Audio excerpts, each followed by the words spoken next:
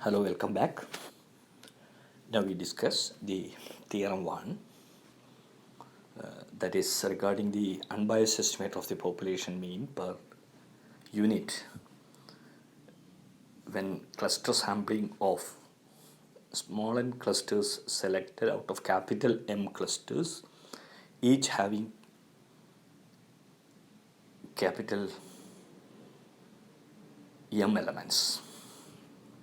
And we will see that the sample mean, cluster mean, small y bar, which we have defined earlier, is an unbiased estimator of the overall mean, and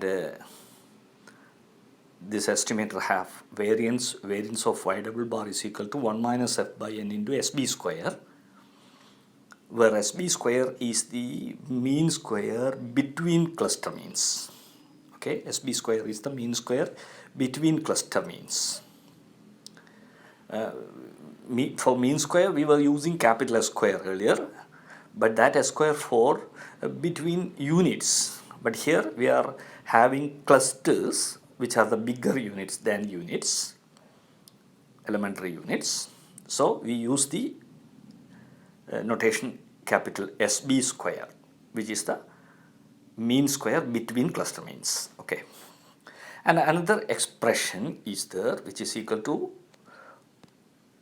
1 minus f by n into nm minus 1 divided by m square into n minus 1 into 1 plus m minus 1 into rho into s square. Here s square is the overall mean square. That is the mean square between all elementary units in the population. So you should distinguish between this SB square and capital square, where capital square is the usual mean square between all elementary units in the population, whereas SB square is the mean square between the cluster means. Okay, by definition it is clear. And here there is an element rho. Rho is not the usual correlation coefficient, but it is the intra-cluster correlation coefficient. Here a cluster can be considered as a class, and therefore it is also called intra-class correlation coefficient. And I will define this intra-class correlation when we develop the proof of this theorem. Okay. Now the first part is very simple. We consider expectation of small y bar, y double bar, that is equal to expectation of 1 by n into sigma I equal to 1 to n yi bar, where yi bar is the cluster mean of the sample, ith cluster mean of the sample. Okay, and when we evaluate this expectation, it is very direct. You can see that this expectation is nothing but 1 by n into sigma, expectation of yi bar. And what is expectation of small yi bar? Expectation of small yi bar, that is expectation of a statistic, and you know this yi bar, small yi bar, can assume any capital yi bar, because a small yi bar is the sample cluster mean, whereas capital yi bar represents the cluster means of the population. Okay, so this yi bar may be any capital y1 bar or y2 bar or capital y3 bar or etc. And since we are applying simple random sampling of clusters out of capital N clusters, the probability is 1 by n. So this expectation of yi bar is nothing but sigma I equal to 1 to capital N, capital yi bar into 1 by n. And you know this is nothing but y double bar. This is capital Y double bar, the overall mean, or simply capital Y bar. Okay. And therefore you can easily show that expectation of small y double bar is equal to capital Y double bar, or simply capital Y bar. Okay. So the first part regarding the unbiased estimation is over. Then in the next part we will evaluate these two expressions of variance. The expression 1, first expression is very simple, and it is a consequence of the fact that we are sampling clusters using simple random sampling. So we can apply the result of simple random sampling to the clusters instead of to the units. Okay. And you can see here that variance of y double bar is equal to variance of this, that is equal to 1 minus f by n into sb square. This is a very direct consequence. In simple random sampling of units, what you have? 1 minus f by n into capital S square. Okay, and that is when we are using units, but here clusters, therefore we take sb square instead of s square. Okay, so this expression is very simple. Okay, and sb square, which we have already defined. This is the mean square between cluster means. Okay, and further, for proving the second expression, we first define the intraclass correlation coefficient. What is intraclass correlation coefficient? You can see the definition of intraclass correlation coefficient. Rho is equal to expectation of yij minus y bar into yis minus y bar divided by expectation of yij minus y bar the whole square, where j not equal to s.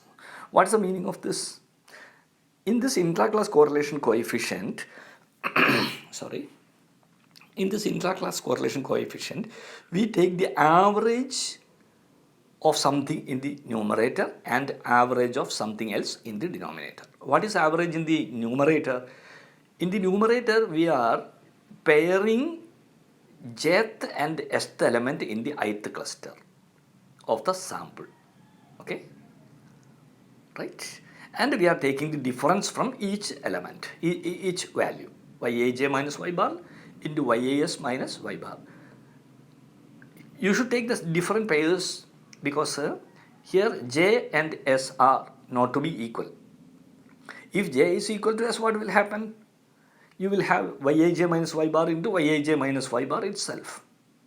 That is expectation of yij minus y bar the whole square, which we have taken in the denominator. Okay, so we should have the restriction j not equal to s in the numerator. And in the denominator, there is no such restrictions. There is no such restrictions. Okay. And you try to evaluate this rho. Numerator is an average and denominator is also an average. So you are averaging all the units. So on averaging, you should have a variation of I, variation of j and variation of s, but you should use this restriction. Okay. So the summation is I equal to 1 to n, j equal to 1 to m, s equal to 1 to m, but j not equal to s. And you add all these values and you divide by the total number of values. Total number of values are actually, if this restriction is not there, it should have n into m, that is n into m square. But this restriction, because of this restriction, you have n into m minus 1 only. Okay. And in the denominator, you are summing over I and summing over j, and how many values are there? N into m values. So you are finding this rho is equal to this thing.